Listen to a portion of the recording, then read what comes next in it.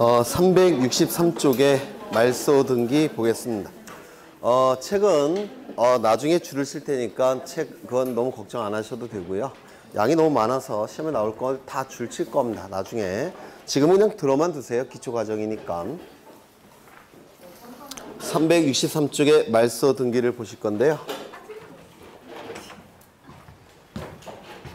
여기에 부동산이 존재하고 소유자는 갑입니다.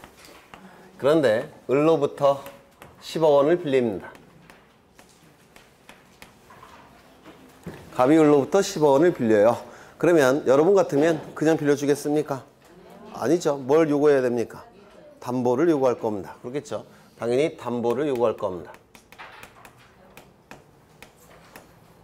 그래서 담보를 제공해야 되는데 부동산에 대한 담보 제공은 저당권입니다.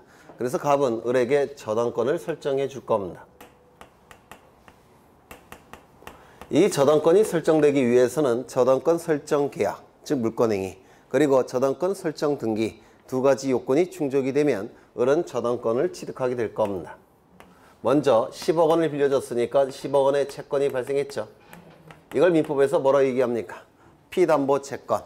여기서 피라는 용어는요, 당한, 수동의 의미를 갖고 있습니다. 그래서 피담보 채권은 담보가 잡힌 채권. 이걸 피담보 채권이라고 불러요. 그냥 채권이 아니죠. 지금 담보가 제공이 됐죠. 그래서 피담보 채권이라고 부릅니다. 저당권이 설정이 되면 이 을은 저당권도 취득하게 될 겁니다. 물론 저당권 설정 등기까지 해야지만 저당권을 취득하게 될 겁니다. 여기까지 되셨죠? 그렇죠. 그런데 등기부에는 어떻게 기록이 되겠습니까? 갑구겠습니까? 을구겠습니까? 자존심 상하세요? 을구겠죠? 을구가 될 겁니다. 1번 저당권 설정 을 10억 이렇게 기록이 될 겁니다. 그렇겠죠? 그런데 갑이 을에게 변제를 했다는 겁니다. 피담보 채권이 변제가 이루어지면 이 피담보 채권은 소멸하겠죠. 피담보 채권이 소멸하면 이 저당권도 같이 소멸합니다. 이거를 담보물권의 통유성이라고 민법에서 하실 텐데요. 통유성이라는 얘기는 공통적으로 있는 성질. 그래서 담보물권의 공통적으로 있는 성질. 혹시 민법에서 하셨습니까? 부정성, 수반성 뭐 이런 거 안 하셨습니까? 네, 하실 거예요, 앞으로. 네. 요것이 소멸되면 요 담보물권도 요 채권에 붙어서 같이 소멸됩니다. 부종성이라고 부르는데요. 요것이 소멸되면 이것도 같이 붙어서 끝나는 성질이 있는데 이를 부종성이라고 부릅니다. 피담보 채권에 붙어서 끝나는 성질이 있을 때 부종성이라고 불러요. 이것을 다른 자에게 넘기면 저당권도 같이 따라갑니다. 피담보 채권이 다른 자에게 양도가 되면, 이전이 되면 담보물권도 같이 수반해서 따라가는 성질이 있는데 이를 뭐라고 부르겠습니까? 수반성. 그래서 수반성과 부종성은 다른 개념이에요. 부종성은 같이 소멸되는 거. 그 다음에 수반성은 같이 따라가는 거. 이렇게 얘기합니다. 합해서 부종성이라고 민법에서 하실 겁니다. 그러면 이제 부종성에 의해서 이것은 어떻게 되겠습니까? 소멸되겠죠. 소멸되면 이 등기부에 기록되어 있는 이 등기는 적법하게 존재합니까? 부적법하게 존재합니까? 피담보 채권이 소멸되면 저당권도 소멸되었으니까 이것도 존재해서는 안 되죠.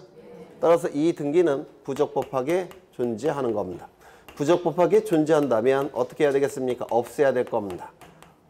없애는 등기를 말소등기라고 불러요.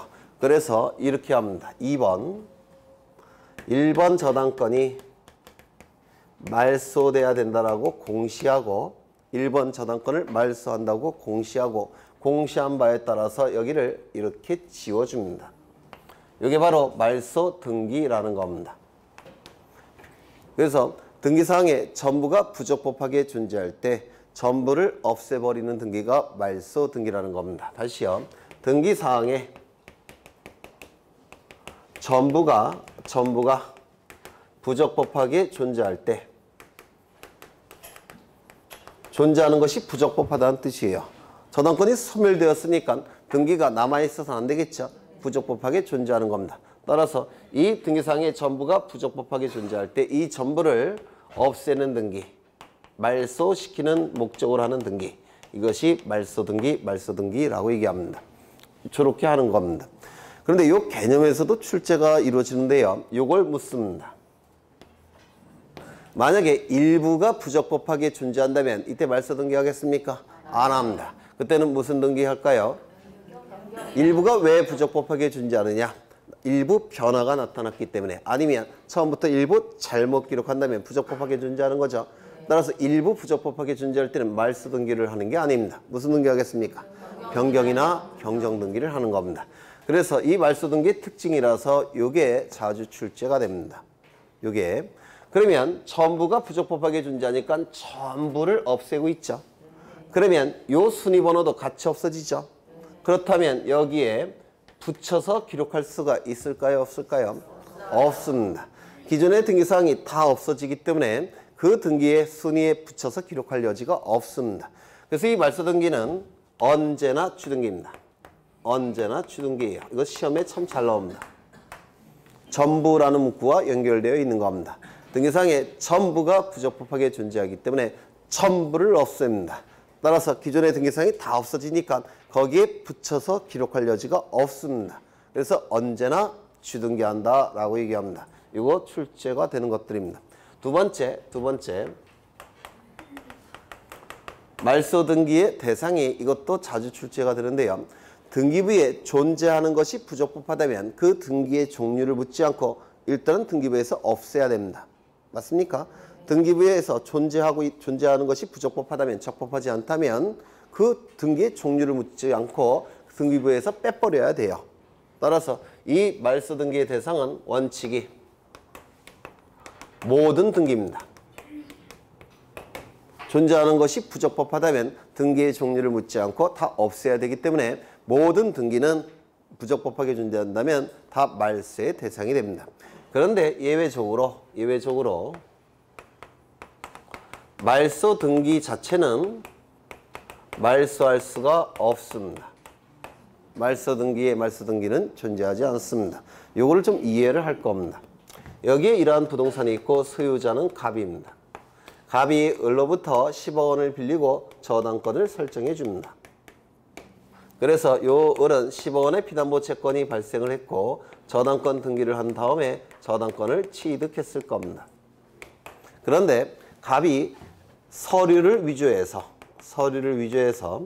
요걸 변제하지도 않은 상태에서 서류를 위조해서 이 등기를 말소시켜 버렸습니다. 즉 변제를 한 다음에 말소하면 문제가 없죠. 그런데 변제도 안 한 상태에서 서류를 위조해서 말소를 시켰다는 겁니다. 그러면 이건 적법하게 말소가 된 겁니까? 부적법하게 말소가 된 겁니까? 부적법하게 말소가 된 겁니다. 그러면 등기부에는 이렇게 등기가 될 겁니다. 당연히 을구겠죠. 저당권 설정 을 10억. 2번 1번 저당권이 말소됐다라고 공시하고 공시한 바에 따라서 지워줄 겁니다. 문제는 이 말소 등기가 피담보 채권이 변제돼서 말소된 게 아니라 갑이 서류 위조에 의해서 부적법하게 말소가 됐다는 겁니다. 그러면 이 말소 등기는 적법하게 존재합니까? 부적법하게 존재하는 등기입니까? 이거 자체가 부적법하게 존재하죠. 부적법하게 존재를 합니다.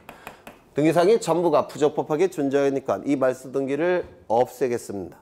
없애볼 거예요. 지금 없애보면 3번, 2번의 말소 등기를 말소한다라고 공시하고 공시한 바에 따라서 지워주겠습니다. 이렇게 지워봤습니다. 그러면 을의 저당권이 회복이 됩니까? 회복되지 않습니까? 회복되지 않습니다. 즉, 요 선이 없어집니까? 자동적으로 안 없어져요. 여기 요 선은 여전히 존재하는 상태로 남아 있습니다. 따라서 말소 등기 해봤자 의미가 없습니다.